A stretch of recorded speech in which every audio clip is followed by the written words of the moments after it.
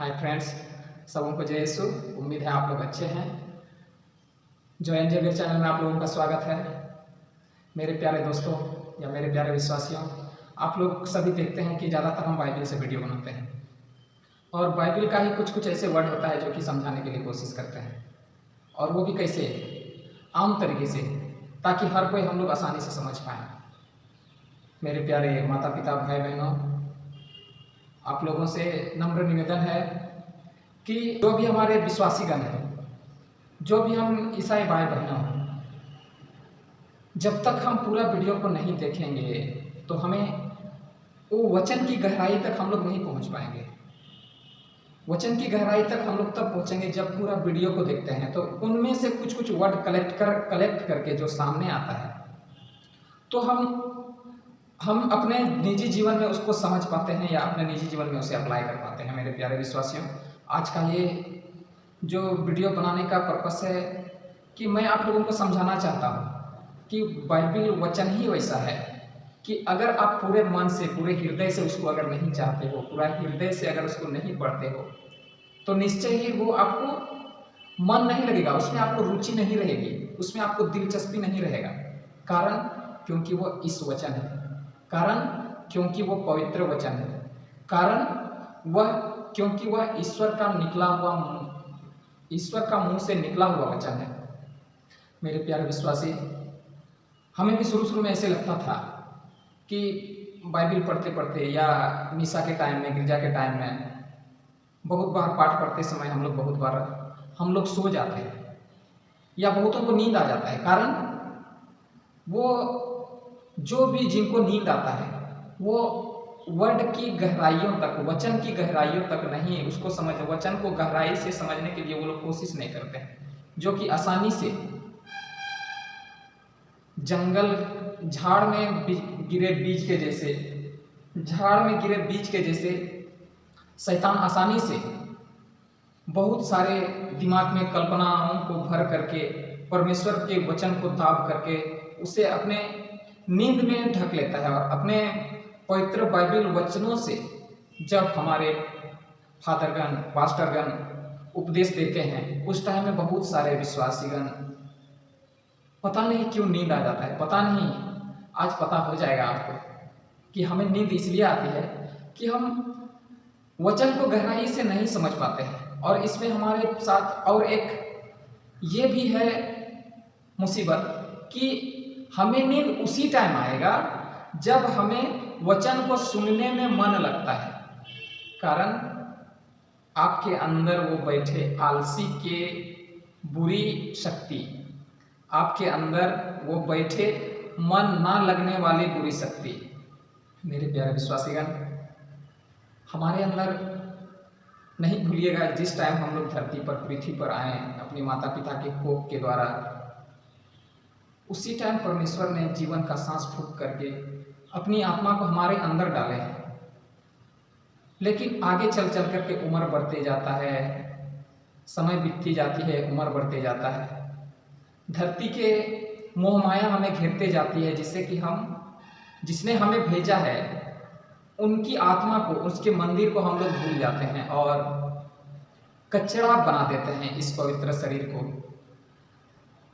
हम लोग अपनी बाइबल में ये भी देखे हैं कि प्रभु यीशु हमें ये भी बताए हैं कि एक बार ऐसे बाइबल में वचन में देखते हैं कि परमपिता परमेश्वर प्रभु यीशु जब वे यरूशलेम के मंदिर में घुसते हैं, तो वहाँ देखते हैं कि उसमें लोग मेला लगा रहे थे, हटिया लगा रहे थे, बाजार लगा रहे थे। प्रभु यीशु उसको वहाँ से भगाते हैं, निकालते हैं। वो तो हमारे लिए एक उदाहरण था कि ये मेरा पवित्र मंदिर है, इसे तुम बाजार नहीं बनाओ, इसे तुम मार्केट नहीं बनाओ।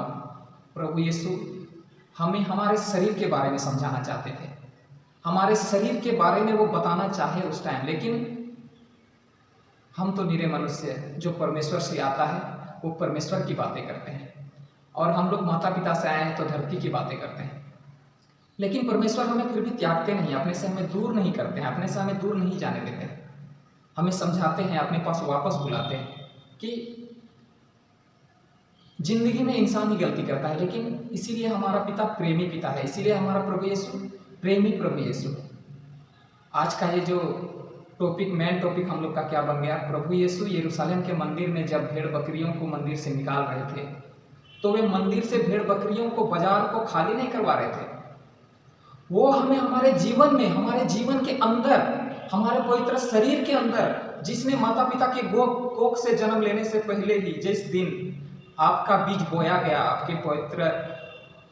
आपकी माँ के कोख में आप परमेश्वर के द्वारा बीज बोए गए, उसी दिन से परमेश्वर आपको जानता है, आपको पहचानता है। परमेश्वर केवल एक कोख बनाया, माँ का कोख, लेकिन ये मनुष्य बहुत सारे रास्ते बना दिए। कोई अपनी झोला भरने के लिए, कोई अपनी व्यवसाय चलाने के लिए, कोई लोगों को बेवकूफ बनाने के लिए। वचन में ये भी लिखा है मेरे प्यारे विश्वासियों, अंत के दिन आएंगे जब बहुत सारे नबियाँ आएंगे, बहुत सारे नबियाँ आएंगे और जो कि चुने हुए को भी भरमाएंगे। जो चुने हुए हैं उनको भी भरमाएंगे। चुने हुए कौन है?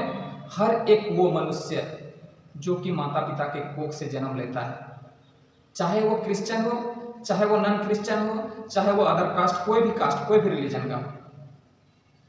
पवित्र आत्मा सबके मन में है, सबकी आत्मा। अगर ईश्वर नहीं होता तो हम लोग का ये जो बढ़ता हुआ कद है ये कहाँ से बढ़ पाता? शरीर में जान रहता तब ना। शरीर में जान ही नहीं है तो कहाँ से ये बॉडी बढ़ेगा आगे? बहुत सारे ऐसे विश्वासी हैं जो कि अभी भी परमेश्वर को नहीं जानते हैं, लेकिन वो दिन दूर नहीं जो कि बहुत सारे ऐसे विश्वासी, कोई ऐसा नहीं छूटेगा जो परमेश्वर को नहीं जानेगा अपना जीवन में। आज नहीं आप मान रहे हैं, कल मानेंगे, कल नहीं मानिएगा तो परसों मानिएगा, लेकिन अपने अंदर जो छिपी आत्मा है उनको आप जरूर पहचानोगे कि भाई इन्हीं के द्वारा हम जिंदा हैं, जिस कारण से हम अपने प्रॉपर्टी इतना बना पाए या अपना खानदान में इतना, अपना इलाका में इतना नाम रोशन कर पाए। मेरे प्यारे विश्वासी, उस यरूशलेम की मंदिर के वचनों को याद कीजिए। जब प्रभु यीशु बाजार से, यरूशलेम मंदिर से बाजार को खाली करवा रहे थे, प्रभु यीशु उस टाइम वो लोगों को समझाने के लिए कोशिश किए कि वैसे मेरे पवित्र मंदिर को बाजार नहीं बनाओ। उसे बाजार मतलब उसे मेला का उसको अड्डा नहीं बनाओ जहाँ कहे कि तुम अपनी सोच से, अपने कर्म से, अपने वचन से, अपनी नजरों से, अपने शरीर में, अपने पवित्र शरीर में, ईश्वर के पवित्र मंदिर में, ईश्वर का पवित्र मंदिर कौन है? हम एक मनुष्य हैं। ईश्वर के पवित्र मंदिर में आप पाप करते हैं, हम पाप करते हैं। मेरे प्यारे विश्वासीगण, हम लोग मेरे मनुष्य हैं। पवित्र आत्मा से हम लोग बल मांगे, बुद्धि मांगे, ताकि जीवन में हम लोग आगे बढ़ते जाएं और परमपिता परमेश्वर हमें कभी नहीं त्यागे। तो मेरे प्यारे विश्वासी, अभी तक आप लोगों ने वीडियो को अगर लाइक नहीं किया हो तो कृपया करके वीडियो को लाइक कीजिए और ज़्यादा से ज़्यादा वीडियो को शेयर कीजिए। परमपिता परमेश्वर आप लोगों का मार्गदर्शन करे, हम लोग सभी मिलजुल करके रहें। जय हिंद, जय यीशु।